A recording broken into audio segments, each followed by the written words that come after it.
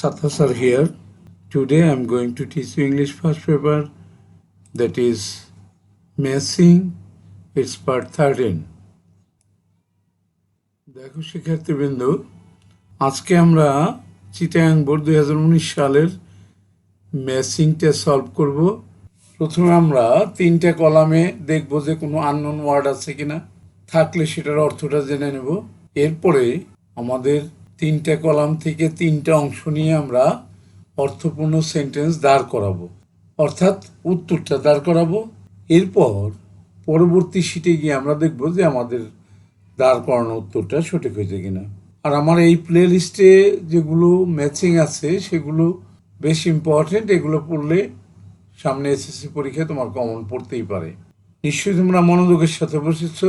মনোযোগ না দিতে পারলে এই মুহূর্তে বসো না, যখন মনোযোগ দিতে পারবা তখন বসবা, কারণ আমরা জানি যে গভীর মনোযোগ ছাড়া কিন্তু আমরা কোনো কিছু শিখতে পারি না। তাহলে আমরা দেখি the moon, C, sun, illuminate, আলোকিত করা। মুনস, মুনিস, Neil Armstrong and American astronaut, আমেরিকার একজন নভোচারী। আর্টস মনলি, দ্য মুন রিফ্লেক্স, প্রতিফলিত করে। লাইট ডিপেন্ডস, ডিপেন্ডস নির্ভর করা।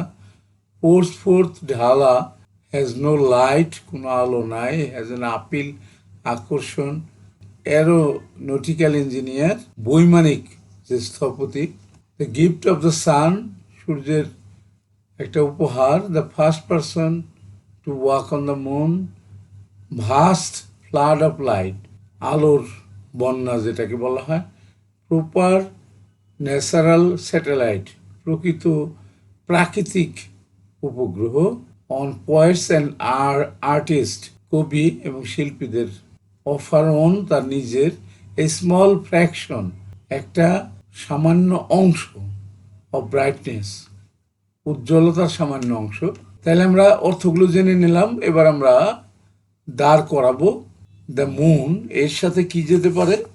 আমরা এর সাথে হ্যাজ এন আপিল, এটা দিতে পারি আমরা এর সাথে। এটা এ দিলাম আমরা।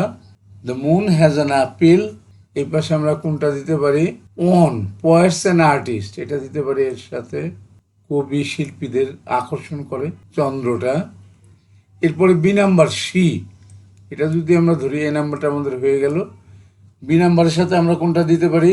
আমরা বি নাম্বার এটা দিতে পারি। She has no light of her own, এটা বি নাম্বার দিতে পারি আমরা। তাহলে দুটো সেন্টেন্স আমাদের হয়ে গেল। এবার C number, the sun, the sun সির সাথে দিতে পারি আমরা, এটা দিতে পারি সি নাম্বারের সাথে। Pours forth, a, C column থেকে দিতে পারি small portion. Pours forth a vast flood of light, এটা দেব।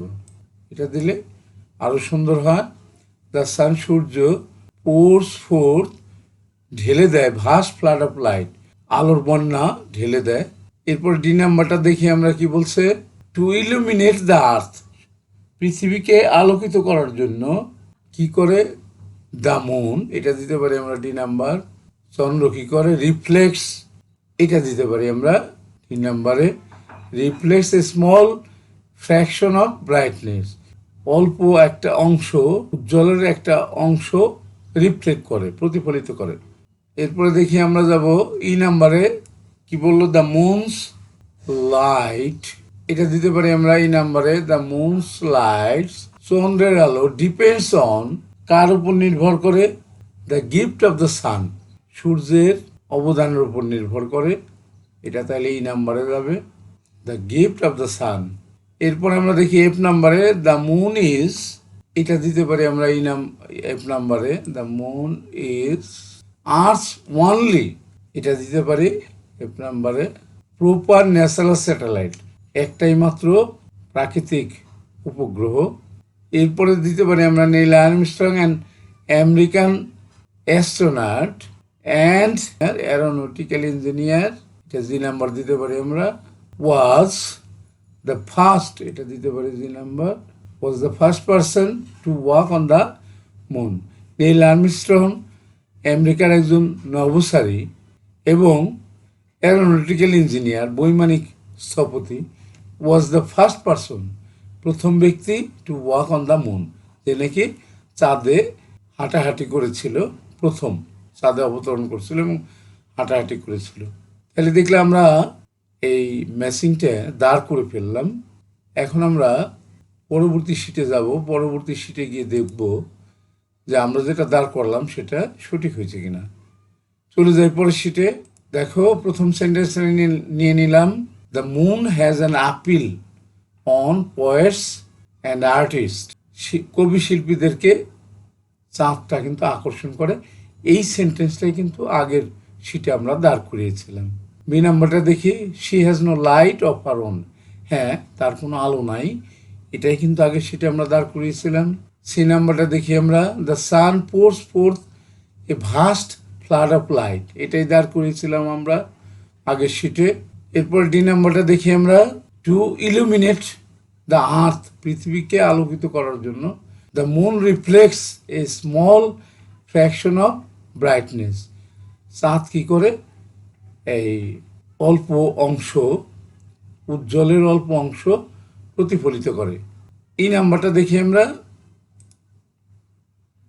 এই নাম্বার, দ্য মুনস লাইট, চন্দ্রের আলো, depends on the gift of the sun, সূর্যের উপর নির্ভর করে।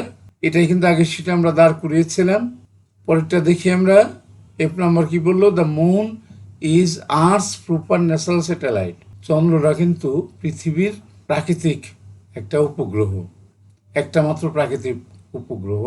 এরপরে লাস্ট ওয়ানটা দেখি আমরা, Neil Armstrong, an American astronaut and aeronautical engineer, was the first person to walk on the moon.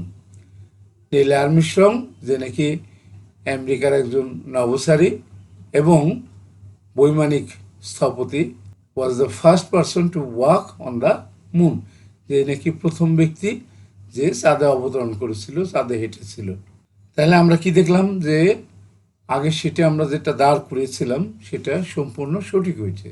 তাহলে আমরা শেষ করব। শেষ করার আগে যে কথাগুলো না বললেই নয়, সেটা হলো, তোমরা কেউ যদি আমার চ্যানেলে নতুন হয়ে থাকো এবং আমার পড়ানো যদি বুঝতে পারো, আবার বলছি যদি ভালো করে বুঝতে পারো, শিখতে পারো, তোমার কাছে পছন্দ হয়, তাহলেই শুধুমাত্র তুমি আমার চ্যানেলটাকে সাবস্ক্রাইব করে দেবা। Otherwise not. লাইক করতে পারো, শেয়ার করে বন্ধুদেরকে দেখাতে পারো, তুমি কমেন্টস করতে পারো, যে কোনো ধরনের কমেন্টস করলে আমি তোমার কমেন্টসের উত্তর দেবো। আর যারা ইতিমধ্যে আমার চ্যানেলটাকে সাবস্ক্রাইব করে দিয়েছো তাদেরকে অসংখ্য ধন্যবাদ। তাদেরকে বলবো যে তোমরা প্র্যাকটিস করবা, প্র্যাকটিস ম্যাক্সিমাম পারফেক্ট। খুবই সত্য কথা, যে যত বেশি প্র্যাকটিস করতে পারবা সে পরীক্ষায় তত বেশি ভালো ফলাফল করতে পারবা। এটাই কিন্তু ভালো ফলাফল করার গোপন রহস্য, যেটা আমি বলে দিলাম। এটাকে তোমরা পালন করে চলবা, তাহলেই ভালো রেজাল্ট হবে। ঠিক আছে, শেষ করছি। Thank you for watching. Kazi Abdul Sattar, senior English teacher, KCMSM high school and college, Dhaka. That's all. Thanks again and see you next.